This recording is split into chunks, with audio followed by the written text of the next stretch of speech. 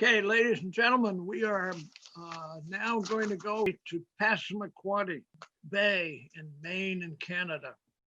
Most of us remember a little bit about the Passamaquoddy tidal power project. Mark Borton used to be a publisher. He published charts for navigation, chart books for boats. Some of us may have used those.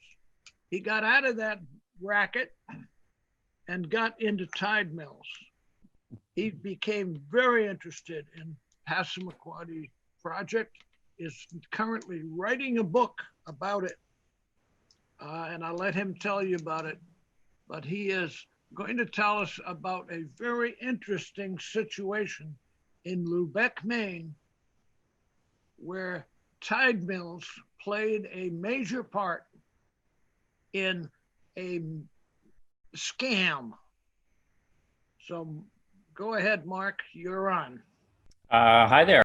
As Bud said, I used to publish recreational boating books, the Embassy Boating Guide series I created in my 20s, and did that for a dozen years, sold it, did some other things, and took early retirement and got back into the marine stuff because of an interest in tides. And found the Tide Mill Institute when they were doing a project with in New York. Bud was gracious, said, come visit me in Maine. And so I did. And took a 2-week tour through the Bay of Fundy looking at tidal phenomenon. And one of the strange little things I discovered was this story about the Lubec gold swindle. Here we go. First of all, we need to set some time frame. We're in the 1870s to 1900. So we're going back in time about 150 years. And that puts us really at the beginning of the modern age. So everything is shifting.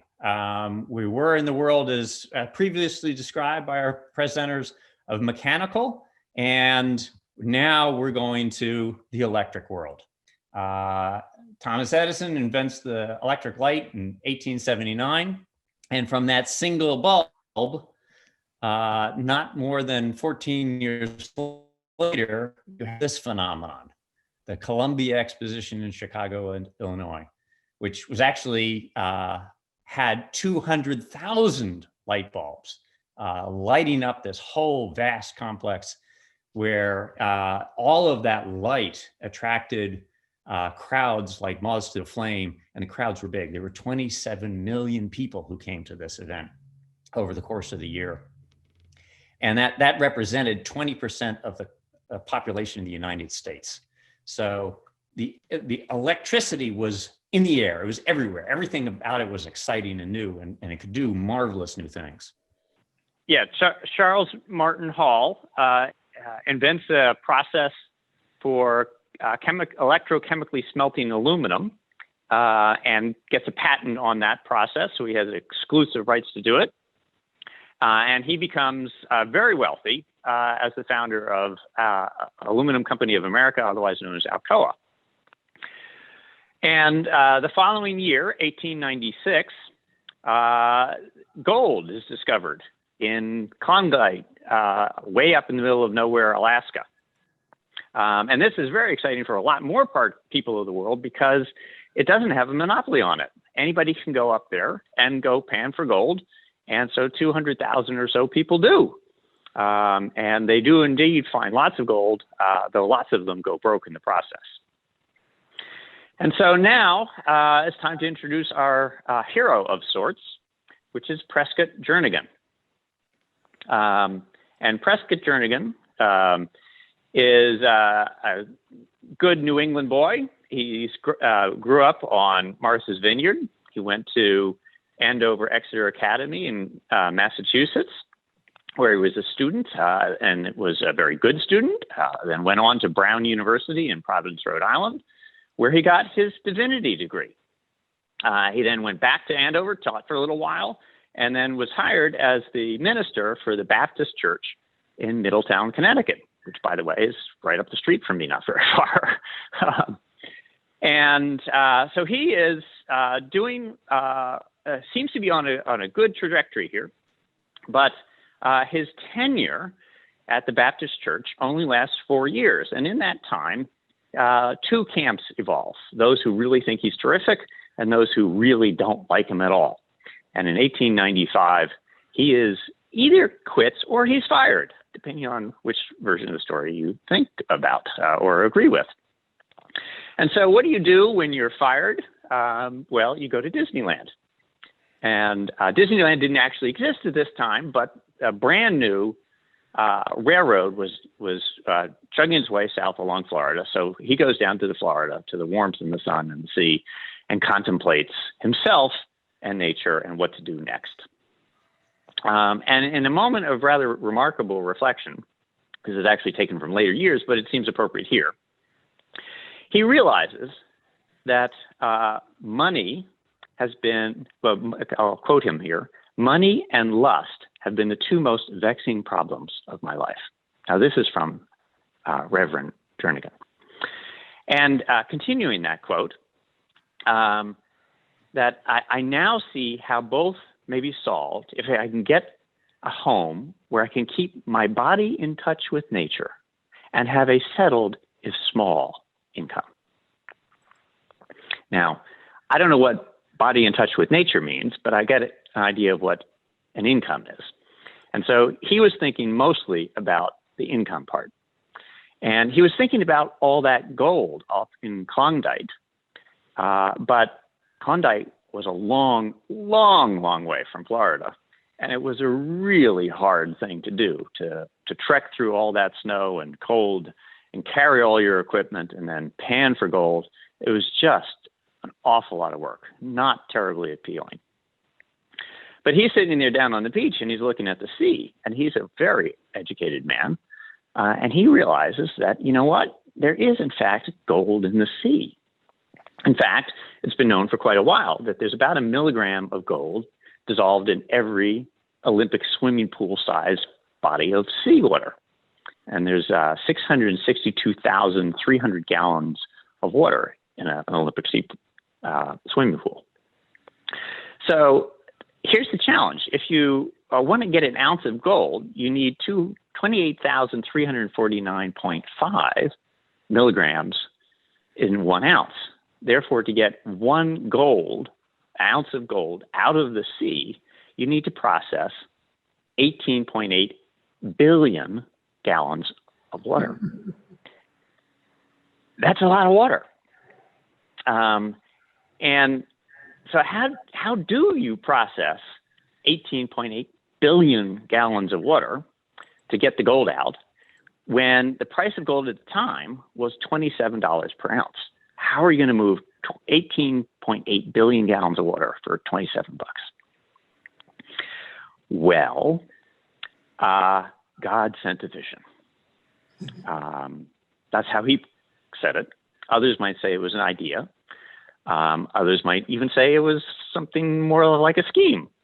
But in any case, it started with the sea. And so he thought about that process that he knew about, the chemical process. And he said there must be a way to improve it.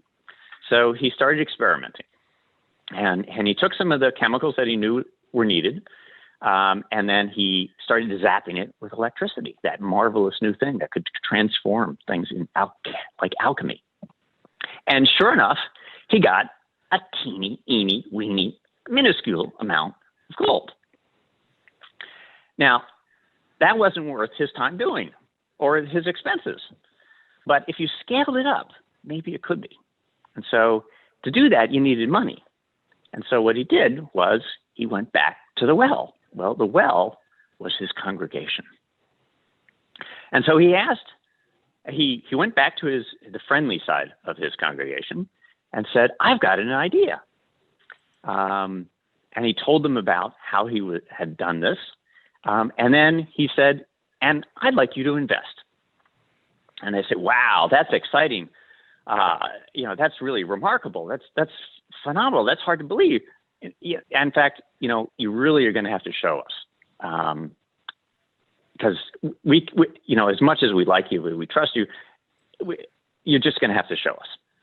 I said, okay, that's good. We can do that. And so he sets up an experiment, not in Middletown, where his investors are, not even Old Saybrook, which is the closest part where you can get to the sea, but over in Rhode Island, a good couple of hours away. And he does it. He says the best time to do this is on a particular day, in fact, a particular night when the tides are just right.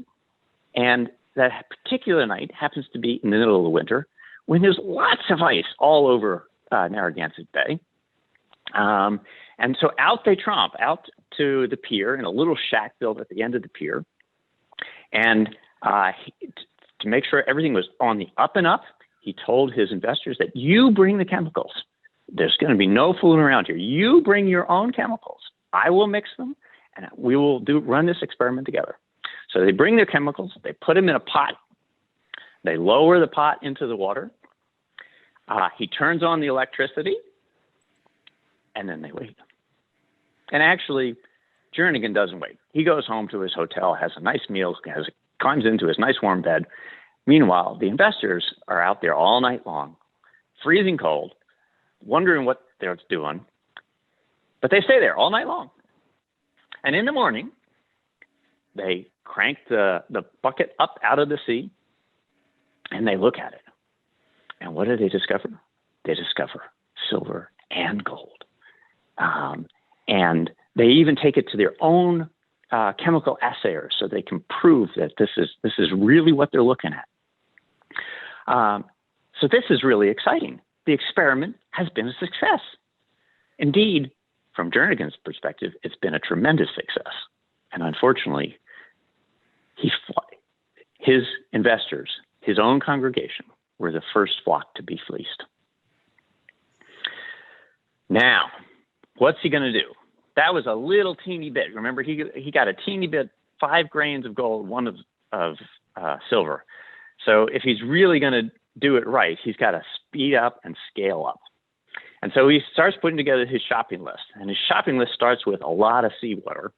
And he's got to move all that seawater. And he figures out something really brilliant. He's going to use the tides to move all that water so he doesn't have to build pumps.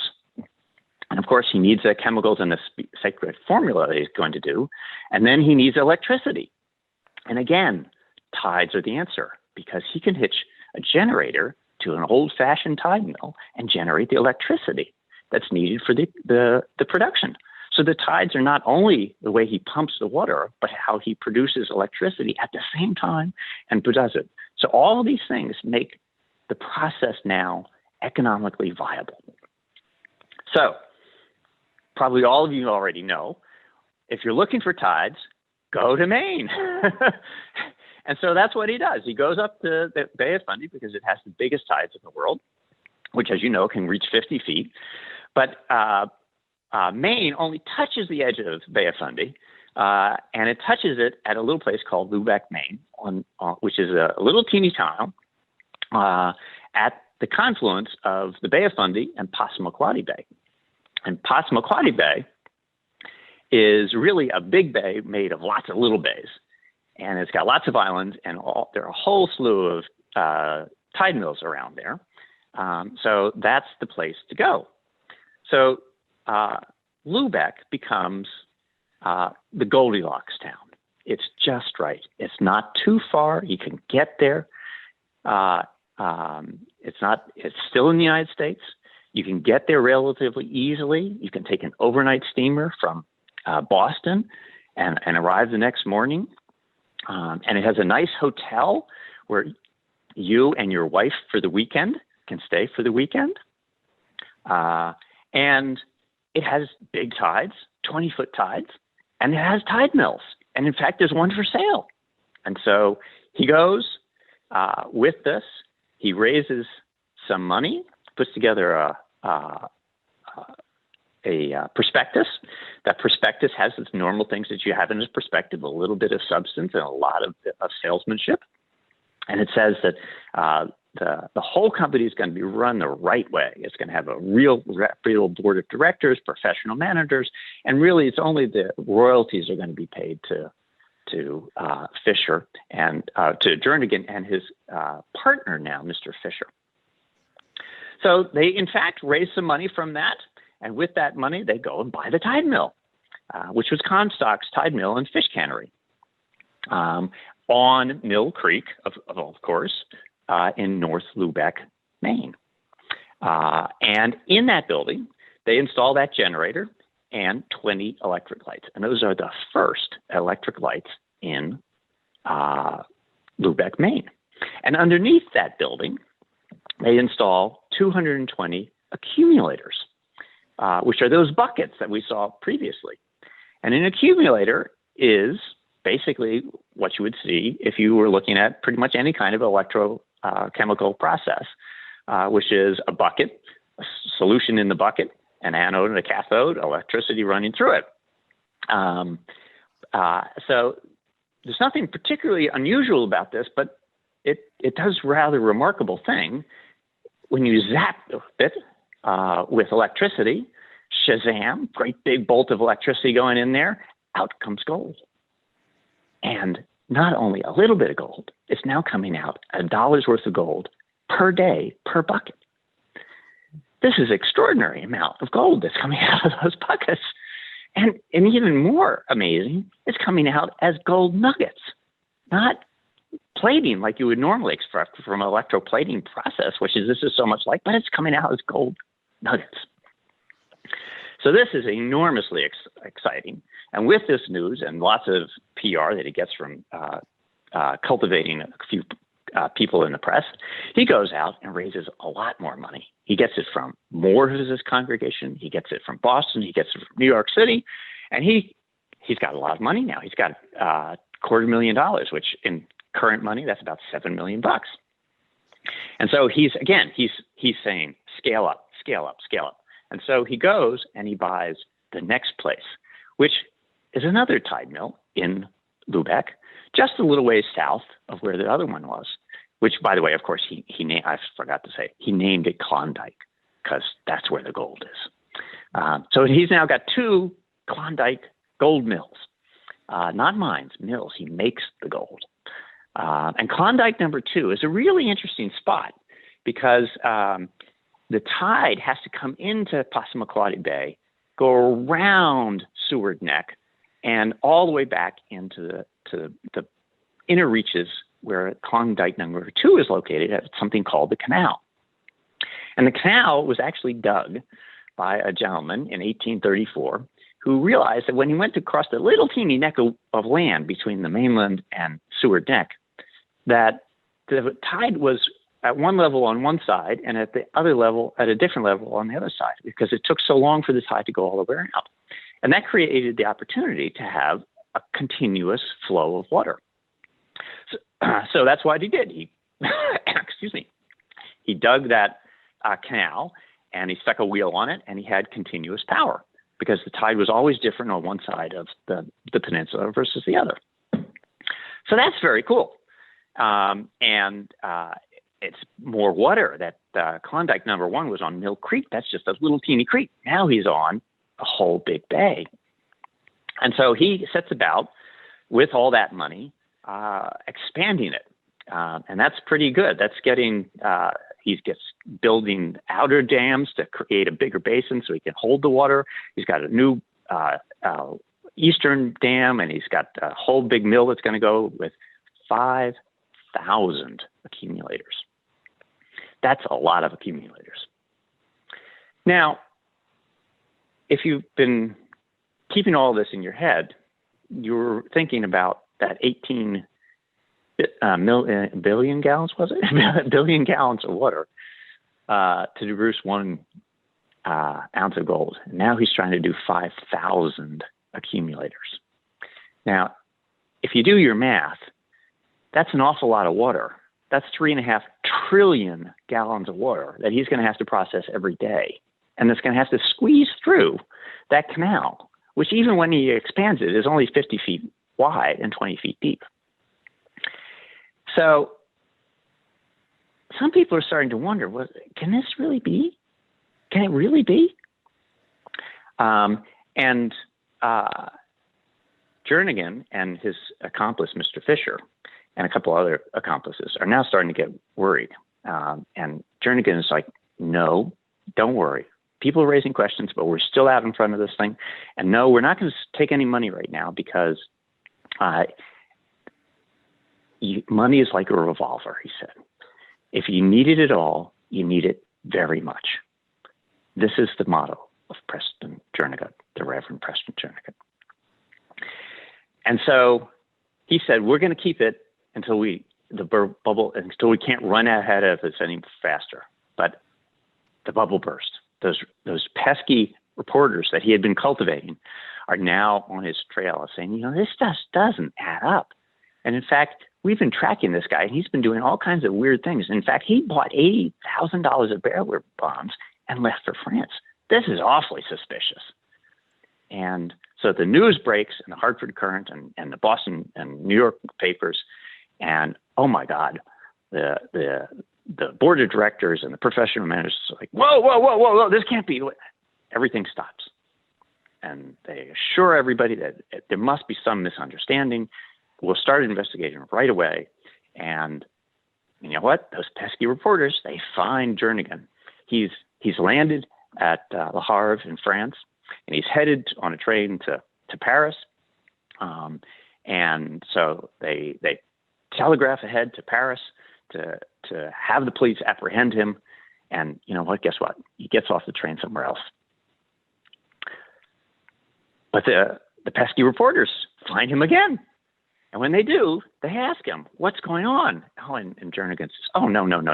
You misunderstand this completely. I'm not running away. I'm on a legitimate business trip. And in fact, I'm chasing my dastardly former partner, Mr. Fisher.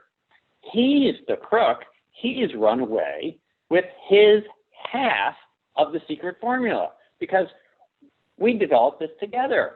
I only know the electrical side of it. He knows the chemical side of it. And so if he runs away, we can't produce any more gold. It's him. He's the bad guy. We have to go chase him. And besides, that $800,000 of bearer bonds that I took out, that's my money. That's the money that was paid to me as royalties on the revenue from the investors, not the revenue from the gold produced. He had his deal off the top. So it was basically a Ponzi scheme. So anyhow, all this eventually came out after a whole series of investigations by the newspapers who loved the whole thing. This is in the New York and the Boston and Hartford papers. It even made it to the papers out in California. And so the story came out. And the story, the real secret, was in fact that when all those professional managers and workers were hammering away, building the dams, et cetera, Jernigan and Fisher were in business trips, indeed, to New York and Boston, but not buying supplies for the dams, but buying gold from pawn shops. And what did they do with it? Well, Mr. Fisher was an expert diver. And under that ice on that cold night in Rhode Island, he was under there with a diving suit, and he was putting gold nuggets into the bottom of the accumulators. And he did the same thing in Maine. And that explains why there were gold nuggets in the bottom of the accumulator instead of gold dust, maybe, or plating, because the gold dust would just wash away. And the plating, the process didn't work. So there would be nothing to plate. So that's how Jernigan created gold nuggets in the bottom of basically soup kettles in the middle of a tidal stream in Maine. So what happened to all these folks? Well, as you can imagine, Jernigan's wife divorced him right away. He ended up roaming around Paris for a little while and then decided that was not likely to be a good place. So he disappeared. Was seen in Alaska actually panning for gold.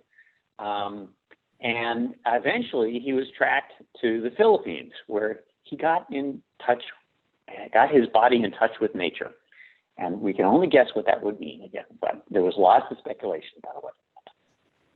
As for Mr. Fisher, he was very good at being on the lam, and was tracked to New Zealand, where it's believed that he faked his own death and disappeared with $100,000, which, again, multiply that by a good factor of 10 to get current pricing.